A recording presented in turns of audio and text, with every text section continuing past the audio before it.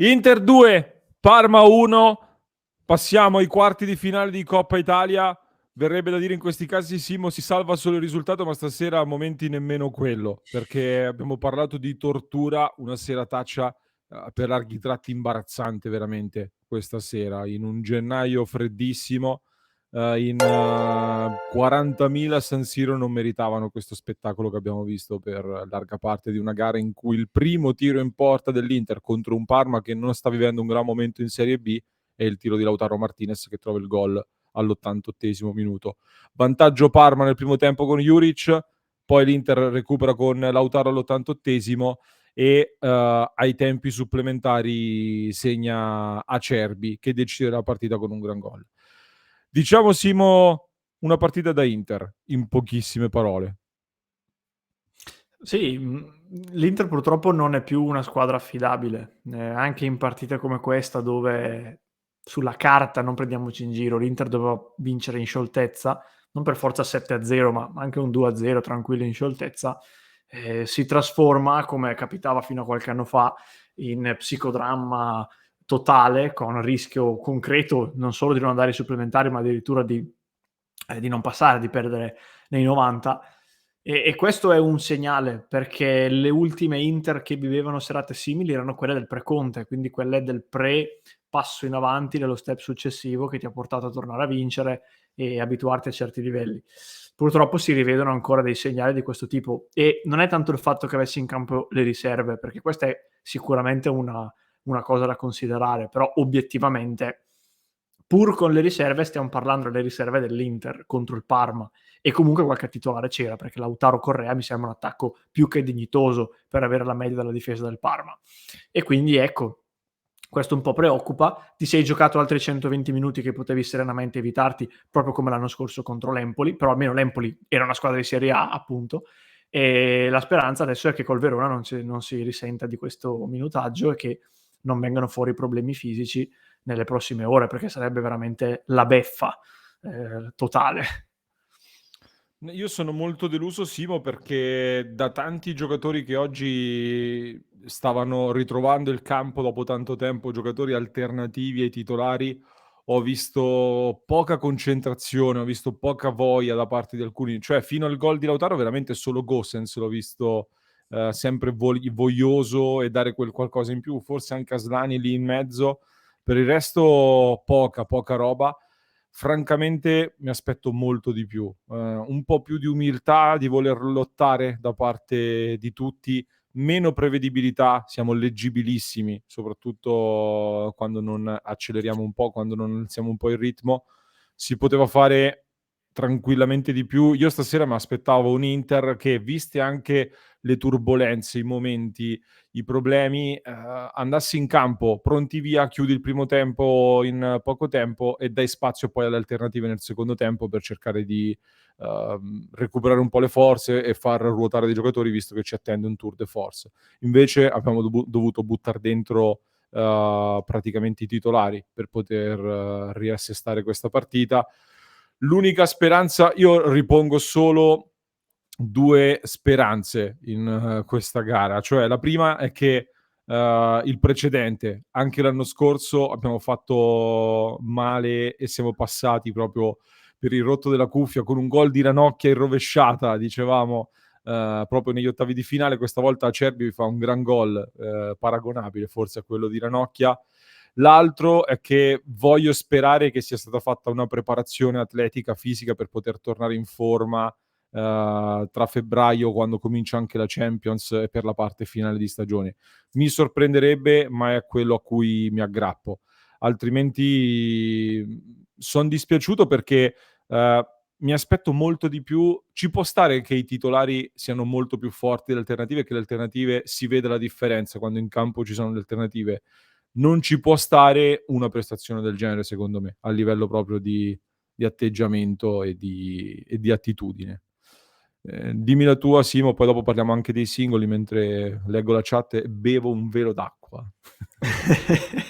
No, hai perfettamente ragione, cioè, lo dicevamo anche in cronaca, arrivi da una partita pareggiata con un pizzico anche di colpe non tue, ma in parte sì, contro il Monza, giochi in casa contro una squadra di Serie B e arrivano 40.000 tifosi allo stadio, se questo non ti basta per scendere in campo, non dico andando in guerra, semplicemente facendo il minimo sindacale che deve fare un giocatore dell'Inter, che non è quello che abbiamo visto oggi, c'è un problema serio.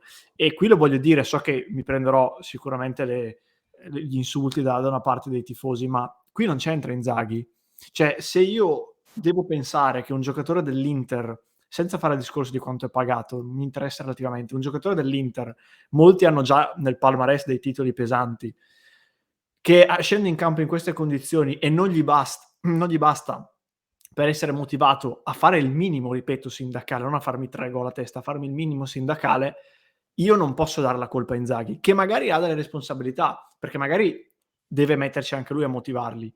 Ma in questo contesto io non do colpa a Inzaghi, io me la prendo nettamente con i giocatori, ma nettamente. Cioè vogliamo dire veramente che l'11 che è sceso oggi titolare dell'Inter più i 5 cambi non erano sufficienti per battere il Parma senza che Inzaghi gli dica "oh svegliatevi"? A me sembra veramente, come sempre, un modo di semplificare la realtà.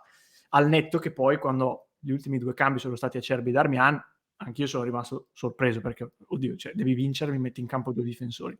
E qui possiamo parlarne. Però Inter-Parma con questi uomini la devi vincere, a prescindere che ci sia in panchina Mourinho, Inzaghi o io, per come la vedo io.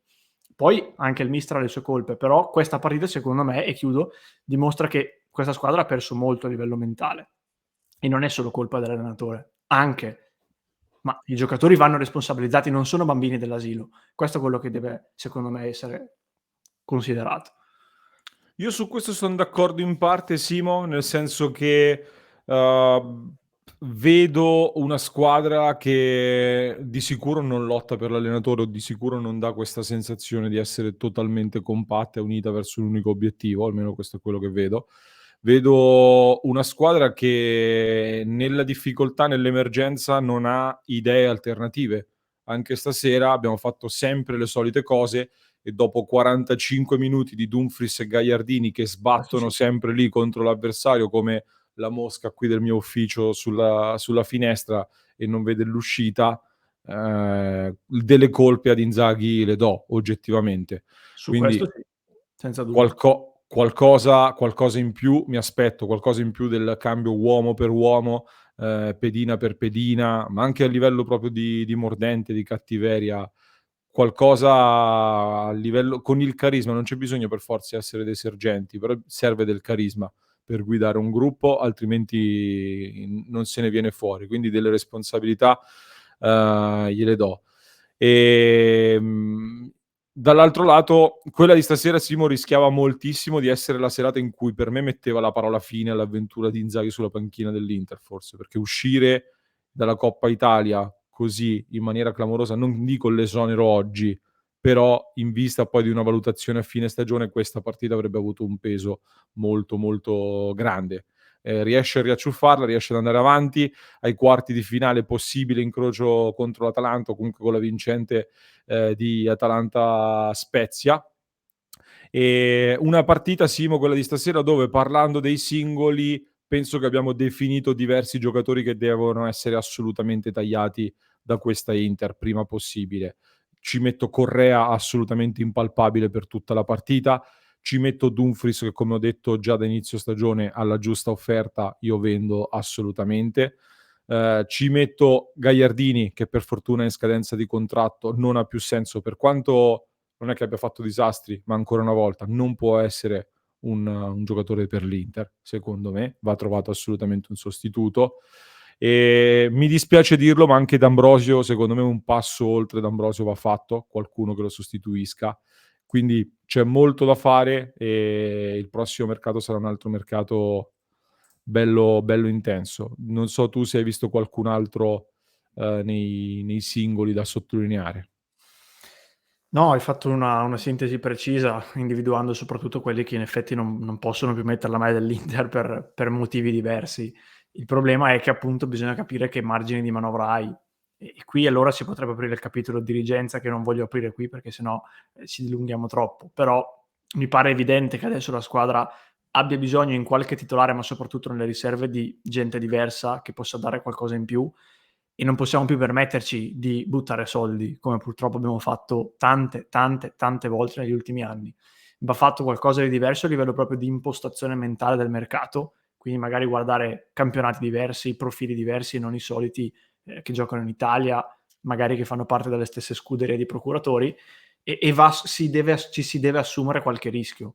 C'è una quota rischio con dei giocatori giovani, magari anche dal tuo vivaio, ma comunque giovani, che devono essere inseriti nelle rotazioni e trovare minuti, devi farlo. Perché comunque sappiamo che l'Inter i costi non li può alzare e anzi probabilmente deve ancora ridurre qualcosa.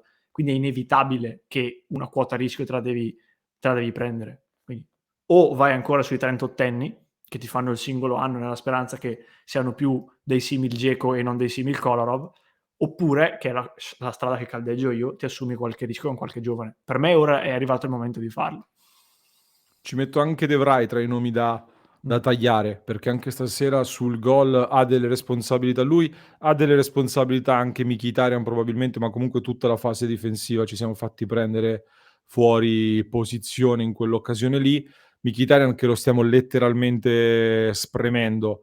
Simo, non so se hai segnato le azioni per chi non avesse visto la partita, se vuoi fare un rapido riassunto. Sì, molto rapido. Nel primo tempo paradossalmente fa più il Parma. Onana para subito dopo un errore in fase di impostazione di D'Ambrosio al terzo minuto e l'Inter crea praticamente solo un tiro di Gagliardini a rimorchio su cross di Gosens, un tiro che esce di poco. Poi arriva al 38esimo il grandissimo gol di Juric su un'azione dove c'è un errore duplice di De Vrij e di Mkhitaryan, ma Juric fa un tiro da fuori meraviglioso e al 44esimo altra occasione con la respinta di Onana. Nella ripresa invece di fatto è solo Inter con Mkhitaryan che spara alto dal limite dell'area, il gol di Lautaro, però vedi anche lo stacco fra la prima azione che era già nei primi minuti e la seconda che è il gol. Poi nel mezzo c'è poco o nulla, pochi tiri, l'Inter prova a creare ma non è mai veramente pericolosa. Il gol di Lautaro e poi al 90esimo c'è pure un miracolo di Buffon su Dzeko che a momenti ti evitava i supplementari. E poi nel supplementare c'è un tiro del Parma a fil di palo su un errore in impostazione ancora, stavolta di Gagliardini, e poi nella ripresa colpo di testa centrale di Bellanova e poi il gol di Acerbi al 110° minuto. Quindi non 200.000 occasioni e l'Inter alla fine di tiri effettivi in porta ne ha fatti pochi fino al gol di Lautaro e anche dopo se vogliamo. In chiusura, se dobbiamo salvare qualcuno, Simo, a me Lautaro non è dispiaciuto, anche se non ha fatto granché, però è uno di quelli che hanno lottato. Salvo Acerbi, sicuramente, che è entrato bene. Darmian, che raramente sbaglia partite. Di Marco non mi è piaciuto come è entrato, poi però ci ha messo lo zampino decisivo nel finale un pochino meglio, però ha sbagliato tanto dopo l'ingresso in campo. Bellanova così così, mi aspetto di più. Aslani per me non è andato male lì in mezzo, però è chiaro che il centrocampo così non regge e quindi si è un po' perso lì in mezzo, però le aperture, qualche giocata si vede che qualche colpo ce l'ha. Va testato, secondo me un giovane per essere valorizzato deve essere testato insieme ad almeno 2 titolari, non nel centrocampo alternativo, altrimenti anche lui va in difficoltà. Non so se hai altro tu, Simo, per chiudere. L'unica cosa è che ci siamo stancati tanto. Sabato c'è una partita contro il Verona che è ripartito e che quindi sarà una bella sfida pericolosa. Speriamo in bene, perché quella è campionato e non puoi più perdere punti. E speriamo che questi 120 minuti maledetti non ci costino altri punti, ecco. Comunque ho azzeccato il pronostico, vorrei ricordare questo. Ci vediamo iscrivetevi al canale, mi raccomando, e ci vediamo poi nel club per commentare tutte le partite e tutti gli argomenti caldi di Casa Inter su www.passioneinter.club se volete sostenere il nostro progetto.